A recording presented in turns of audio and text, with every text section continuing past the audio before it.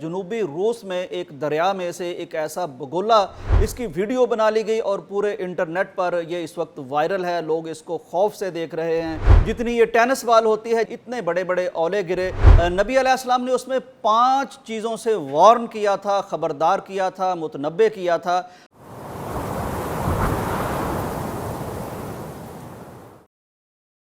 السلام علیکم ناظرین کرام، سابقہ قوموں پر آنے والے عذاب اور ہسٹری میں گزرے ہوئے انسانوں پر ٹوٹنے والی مصیبتیں تاریخ کا بھی حصہ ہیں، مذہبی کتابوں میں بھی درج ہیں، لیکن موجودہ دور کے انسان کو کچھ ایسی چیزوں کا بھی سامنا ہے جن کا وجود ہسٹری میں نہیں دیکھا جا سکتا۔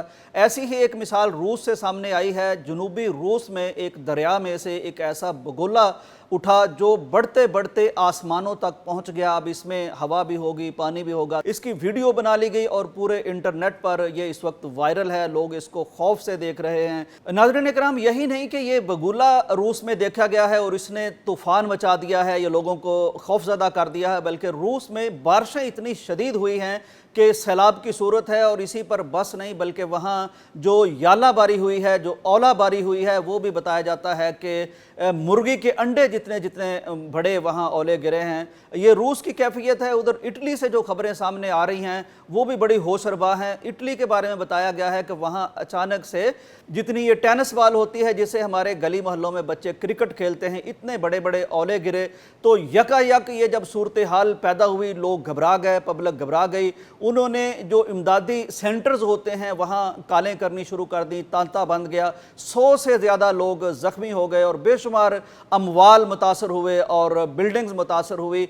ناظرین اکرام، اس سے پہلے پاکستان میں ہم یہ دیکھ چکے ہیں کہ شدید قسم کی بارشیں ہیں اور خصوصاً سندھ میں اور میاں چنوں میں ہم نے معمول سے بڑے، یہاں تک کہ پاؤ بھر کے اولے ہم نے دیکھے تھے، وہ گرے۔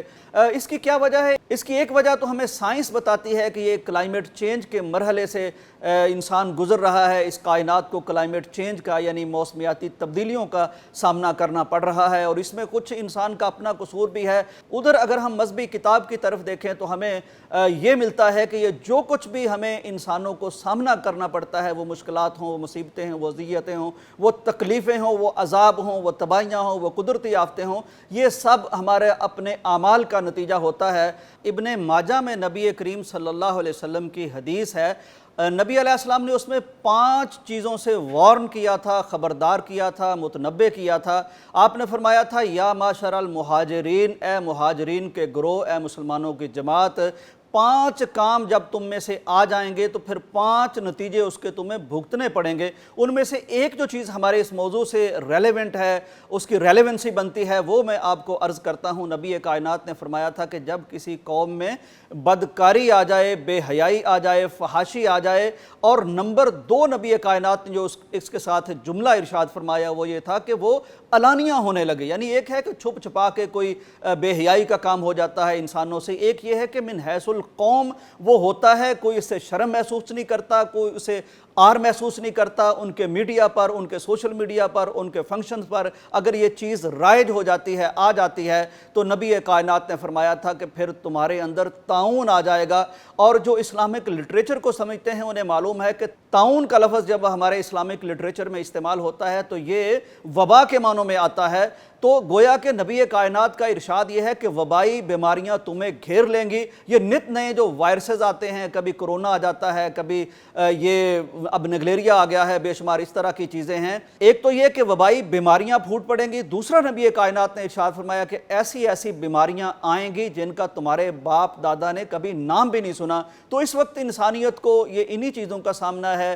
کہیں ہم نگلیریا کو دیکھتے ہیں، کبھی کرونا آ جاتا ہے، کبھی کوئی دوسری تیسری چیز آ جاتی ہے، اور اگر ہم ان عذابوں کے بارے میں، موسمیاتی شدتوں کے بارے میں دیکھتے ہیں تو یہاں بھی ہمیں انسانیت کے لیے نئے نئے چیلنجز دیکھنے کو مل رہے ہیں۔ تو ہمیں ایک تو اپنے آپ پر نظر ثانی کرنی چاہیے، اپنے اعمال میں کچھ نہ کچھ تبدیلی لانی چاہیے، اللہ سے توبہ کرنی چاہیے، کیونکہ یہ حالات اس طرح کے ہیں جو ہمیں اللہ کی طرف متنبع کرتے ہیں، متوجہ کرتے ہیں، جو چاہتے ہیں کہ ہم اپنی روش پر نظر ثانی کریں۔ اس کے ساتھ ساتھ ہمیں نبی کائنات صلی اللہ علیہ وسلم کی بتائی ہوئی احادیث میں مذکور دعائیں بھی ضرور پڑھنی چاہیے۔ نبی کائنات کی بے شمار دعائیں ہیں، صبح و شام کے اذکار ہیں، اور خاص طور پر آقا علیہ السلام نے فرمایا کہ عافیت کی دعا یہ ضرور ہمیں کرنی چاہیے، چونکہ فرمایا ہے کہ جسے عافیت دے دی گئی، عافیت سے بڑھ کر اس دنیا میں اللہ کی کوئی نعمت نہیں ہے، اور عافیت کی دعا سے بڑھ کر کوئی دعا نہیں ہو سکتی، چنانچہ اللہ سے عافیت ہمیں ضرور مانگنی چاہیے۔ اللہ تعالیٰ تمام انسانیت پر رحم فرمائے، اللہ تعالیٰ ہمارے اعمال سے درگزر فرمائے، اور اللہ تعالیٰ